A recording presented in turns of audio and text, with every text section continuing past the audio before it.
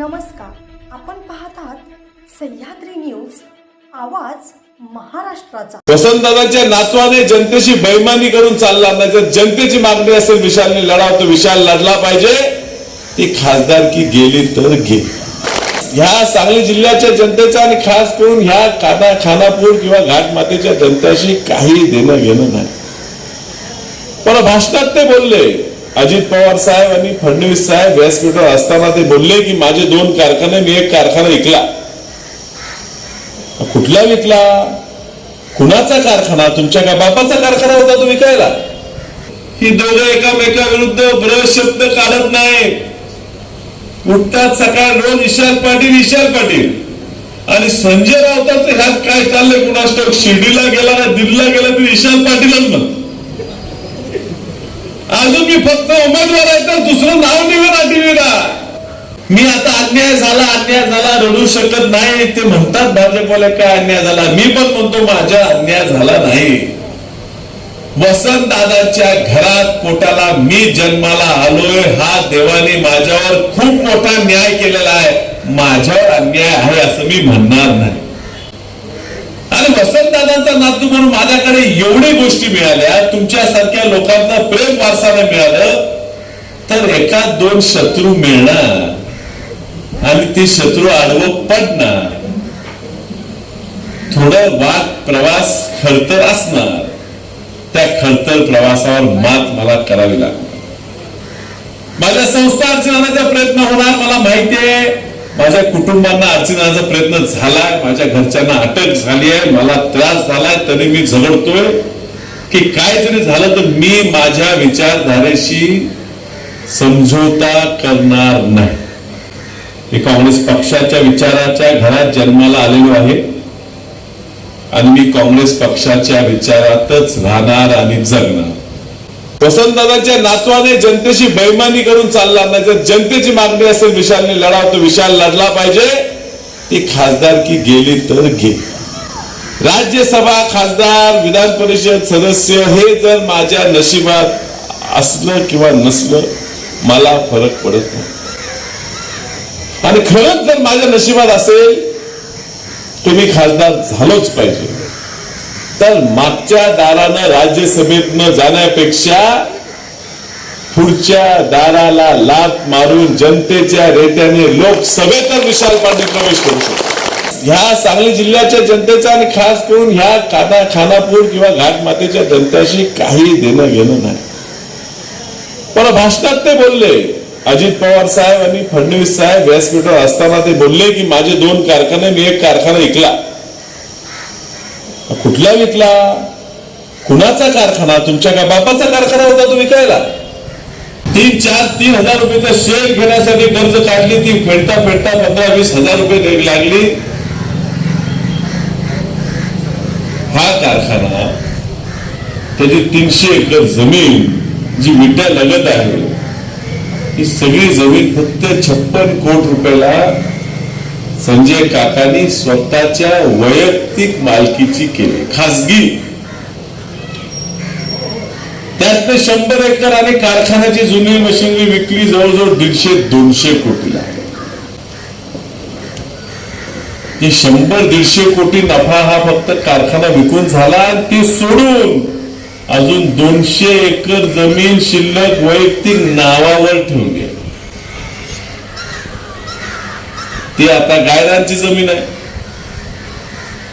ती आता सोडवायसाठी पुन्हा खासदार या गड्याला व्हायचा आहे। का हा खासदार तुमच्या जमिनीवर लक्ष ठेवतो? काय या खासदाराचा जनतेच्या कारखान्यात डोळा आहे? शासनाचा वापर करून, सत्तेचा वापर करून, गैरउपयोग करून, गैरफायदा जिल्हा बँकेचा घेऊन, वेगवेगळ्या भानगडी का चालवून ह्यांचा डोळा जनतेच्याच इस्टेटीवर असतो। स्वतः प्रॉपर्टी एवढी निर्माण केली, स्वतः एवढे श्रीमंत बलवंत झाले।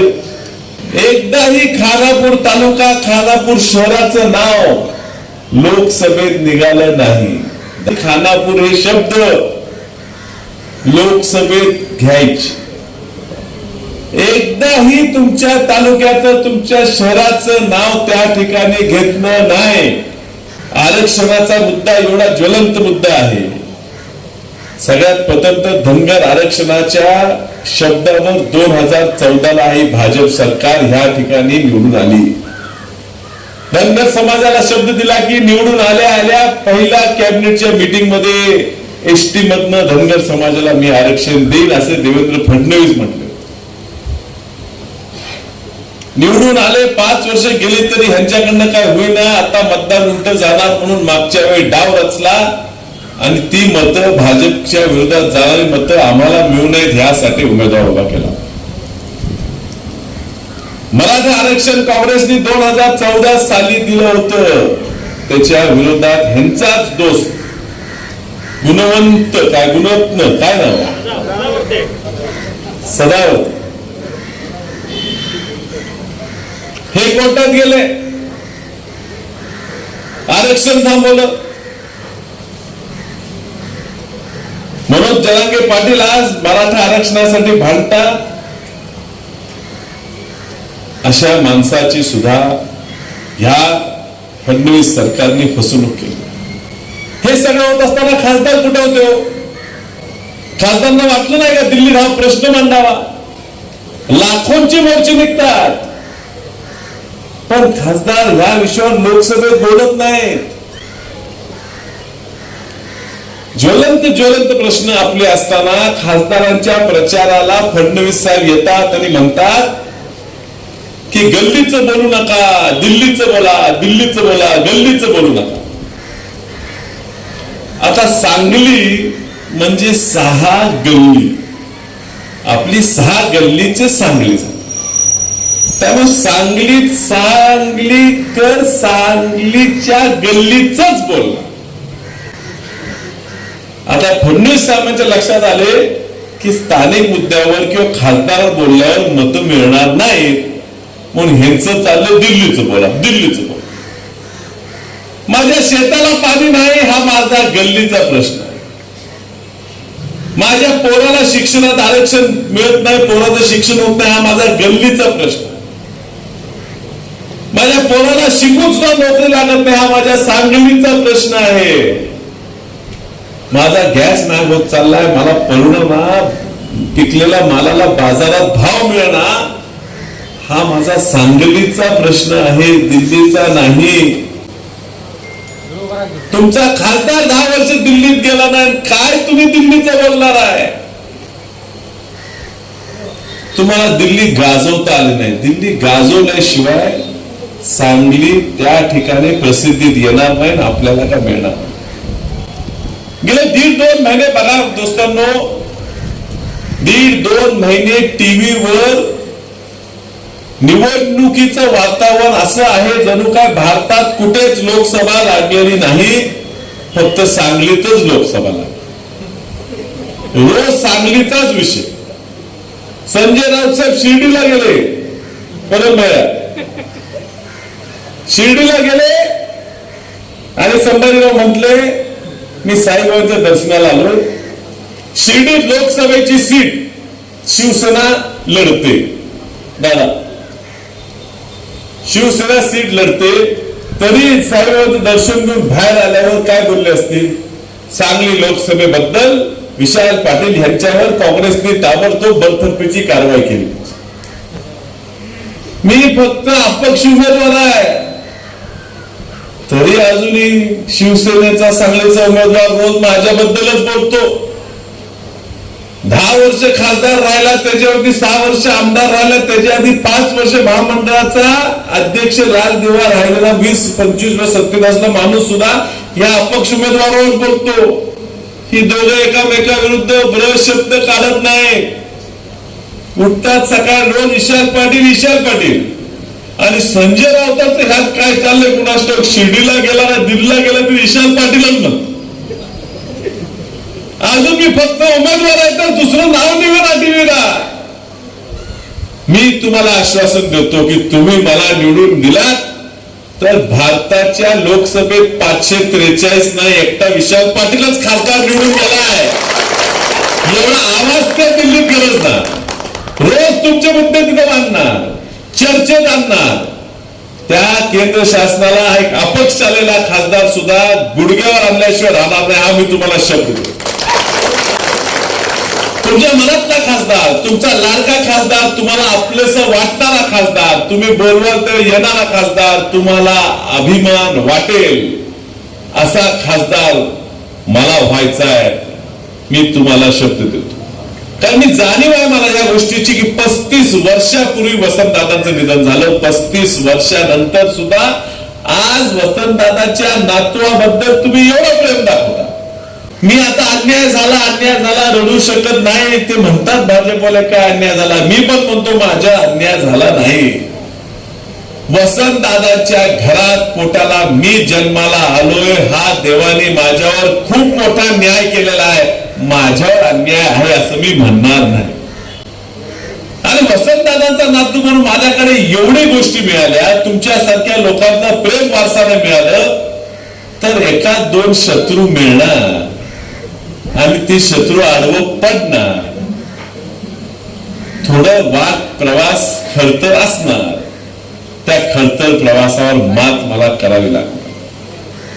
माझ्या संस्था अर्चनाचा प्रयत्न होणार. मला माहितीये माझ्या कुटुंबांना अर्चनाचा प्रयत्न झालाय. माझ्या घरच्यांना अटक झाली आहे. मला त्रास झालाय. तरी मी झगडतोय की काय जरी झालं तर मी माझ्या विचारधारेशी समझोता करणार नाही. मी काँग्रेस पक्षाच्या विचाराच्या घरात जन्माला आलेलो आहे आणि मी काँग्रेस पक्षाच्या विचारातच राहणार आणि जगणार. ह्यात बदल होत नाही. हा सांगली जिल्हा काँग्रेसने करणार आहे. हा लिफाफा चिन्ह आपल्याला मिळाला. का मिळाला, कसा मिळाला तुम्हाला सगळ्यांना माहित आहे. माझं नाव खाली मतदार यादीतनं मतपेटीतनं खाली आणायचा प्रयत्न केला. ग्रामपंचायतीला अर्ज भरल्यावानी लोकसभेला अर्ज भरली.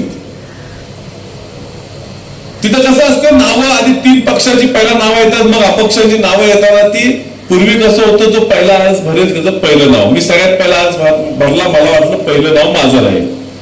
तरी नियम बदललाय म्हणे. आम्ही 12 खड्याप्रमाणे नाव लावलं. म्हणजे क ख ग ग न च छ ज ज न ट ठ ड ढ न. माझं नाव विशाल व म्हणजे य र ल व श शेवटी. माझं नाव गेलं 17 नंबरला. मी म्हंटलो आता काय व्हायचं. कधी लोक माझं नाव ओळखणार, माझं चिन्ह ओळखणार, काय मतं देतात लोक, काय होते कुणाला माहिती. पण नियतीचं कसं असतं बघा, योगायोग कसा असतो. त्या एका मशीनीत 16च नावं बसतात. त्यामुळे एक मशीनवर लागली 16 नावं. दुसरी मशीन जोडावं लागली. दुसऱ्या मशीनीत माझं नाव गेलं पहिल्या नंबरला. चोर प्रयत्न करतात की विशाल पाटलाला खाली खेचायचं. देव म्हणतो विशाल पाटील तुझी आता वेळ आली आहे. तुझं नाव मी वर नेणार. आता 2 मशनी लागणार. एक डाव्या हाताला उजव्या हाताला. डाव्या मशनीला 16 नाव असणार. आता डावा हात अशुभ असतो. त्यामुळे डावा हात काय वापरायचा नाही, बटन दाबायचं नाही.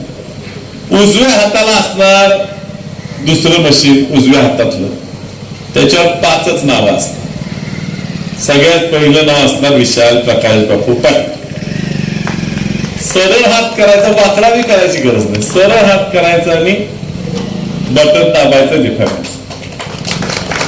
या लिफाफ्यातनं संदेश पाठवायचा आहे तुम्हाला. या लिफाफ्यातनं दिल्लीला संदेश पाठवायचा आहे की सांगलीचा खासदार हा दिल्ली ठरवत नाही.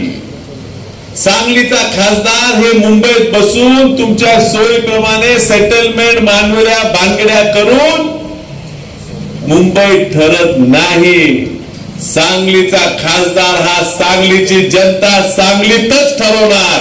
हे तुम्हाला संदेश त्या लिफाफ्यातनं पाठवायचा. मला विश्वास वाटतो की या निवडणुकीत आपण निवडून येणार. कारण सगळं जुळून आलेलं आहे. पण निकाल काही लागो तुम्ही सगळ्यांनी मिळून पक्ष गट तट विसरून कोण कुठल्या गटाचा पक्षाचा काही न बघता तुम्ही मला एवढं भरभरून प्रेम दिलं की तुम्ही मला तुमच्या मनाचा खासदार आधीच ठरवलाय आणि तेवढ्यावरच मी समाधानी आहे. एवढ्यावर निकाल काय लागो तरी मी तुमच्यासाठी अहोरात्र झटणार. तुमच्या प्रत्येक प्रश्नाला मी वाचा फोडणार. दिल्ली मुंबई जिथं जाईन तिथं सांगलीचं नाव मोठं करायचा प्रयत्न करणार. फक्त वसंतदादांचा नातू म्हणून नाही तर तुमच्या सगळ्यांचा मी मुलगा म्हणून, तुमचा पोरगा म्हणून, तुमचा भाऊ म्हणून मी ह्या ठिकाणी राबणार. ही ह्या ठिकाणी मी तुम्हाला शब्द देतो. मी तुम्हाला खूप प्रेम देऊ शकतो आणि ते मी देणार हे मी ह्या ठिकाणी तुम्हाला आश्वासित करतो. आपण सगळे आलात, माझं ऐकलात, त्याबद्दल आपले आभार मानतो.